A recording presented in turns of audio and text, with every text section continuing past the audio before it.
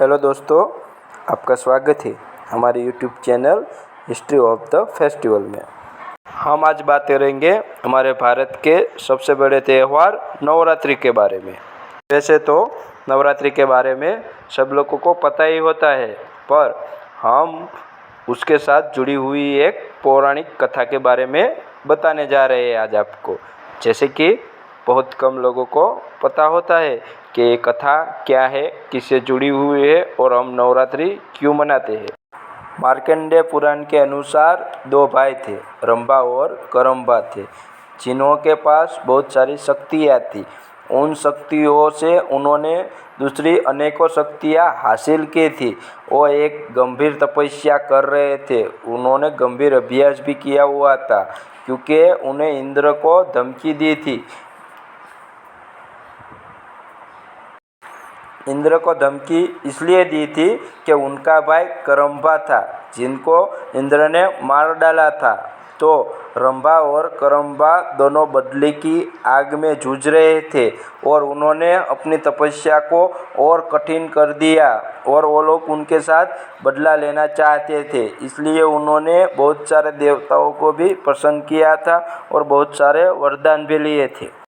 महिषासुर सृष्टिकर्ता ब्रह्मा का महान भक्त था और ब्रह्मा जी ने उन्हें वरदान दिया था कि कोई भी देवता या दानव उस पर विजय प्राप्त नहीं कर सकते हैं।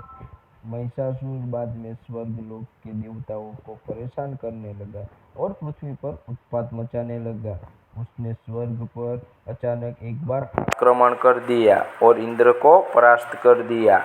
बाद में स्वर्ग पे उसने कब्जा कर लिया और सभी देवताओं को वहां से खदेड़ दिया।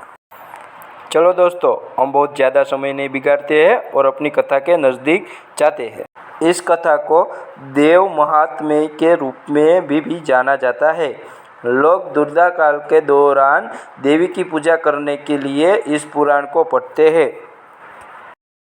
हिंदू धर्म के अनुसार एक साल में 4 बार नवरात्रि आती है। शारद नवरात्रि, चैत्र नवरात्रि, माघ नवरात्रि और आषाढ़ नवरात्रि। मार्कंडेय पुराण के अनुसार नवरात्रि और दुर्गा पूजा से जुड़ी हुई है। नवरात्रि के पीछे संपूर्ण पौराणिक संबंध महिषासुर की हार के साथ है।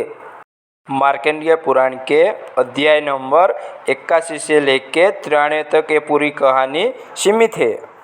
महिषासुर को हराने के लिए देवताओं के पास कोई भी रास्ता नहीं था, इसलिए उन्होंने महिषासुर के विनाश के लिए दुर्गा का सृजन किया और जिसे आज हम शक्ति और पार्वती के नाम से भी जानते हैं। देवी दुर्गा ने महिषासुर पर आक्रमण कर दिया और उसके साथ 9 दिन तक युद्ध किया और 10वें दिन उनका वध कर दिया।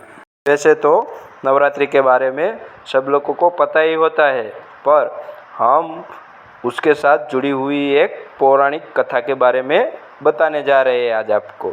जैसे कि बहुत कम लोगों को पता होता है कि ये कथा क्या है, किससे जुड़ी हुई है और हम नवरात्रि क्यों मनाते हैं। हम अपने शारीरिक और मानसिक संतुलन को बनाए रखने के लिए हम सभी को पर्याप्त शक्ति प्रदान करने के लिए ईश्वरीय शक्ति की पूजा करते हैं। तब वे हमें पूर्वजों को याद करने के लिए श्राद्ध करते हैं, इसलिए हम उन्हें खूबसूरत यादों को याद कर सकते हैं जिन्हें हमने अपने दादा दादी और अन्य लोगों के साथ बिताए हैं।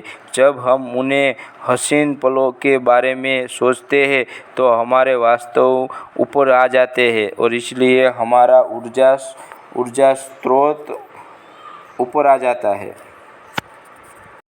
सभी देवगण परेशान होकर त्रिमूर्ति ब्रह्मा, विष्णु और महेश के पास सहायता के लिए गए। बाद में सारे देवताओं ने मिलकर फिर से उसके साथ युद्ध किया और उसमें भी वो सब फिर से भी परास्त हो गए और वहाँ से भी उनको दूसरी बार हार मिल गई। माँ दुर्गा की 9 दिन की पूजा ऊर्जा का स्रोत हमें अपने जीवन के 10 बुराइयों से छुटकारा पाने के लिए मदद करती है। महिषासुर की तरह कोई राखी नहीं है। असली राक्षस तो हमारे अहंकार, दुख, लालच, ईर्ष्या आदि है, जिन्होंने खुद को मानना चाहा। 10 दिन बुराई को संदर्भित करते हैं। काम, क्रोध, लोभ, मोह, अहंकार, डर, ईर्षा, जड़ता, नफरत और पश्चाताप। इस उपलक्ष्य में हिंदू भक्तगण 10 दिनों का त्योहार दुर्गा पूजा में मनाते हैं और 10वें दिन को विजयादशमी के नाम से जाना जाता है, जो बुराई पर अच्छाई का प्रतीक है। एक बार रंभा मादा भैंस से प्रेम करने लग गई और उनके साथ रहने लग गई। इस बीच एक पुरुष वैसा आया और रंभा की हत्या कर दी। इस घटना ने महिला गर्भवती भैंस को आग में कूद गई। ठीक उसी समय आधे भैंस और आधे इंसान से महिषासुर प्रकट हुआ।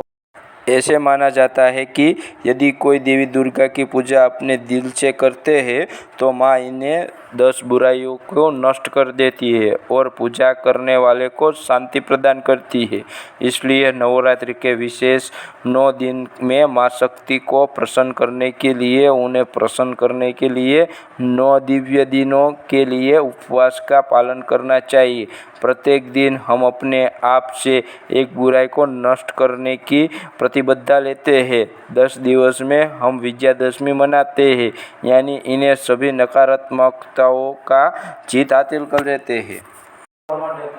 मित्रों, जितनी माहिती हमारे पास थी उतने हमने पूरी कोशिश करके आप तक पहुंचाने की पूरी जी जान लगा के मेहनत की है, और उसमें भी कुछ गलत हो या कुछ वो भी हो तो हमें कमेंट करके ज़रूर बताना, और लाइक, सब्सक्राइब एंड शेयर।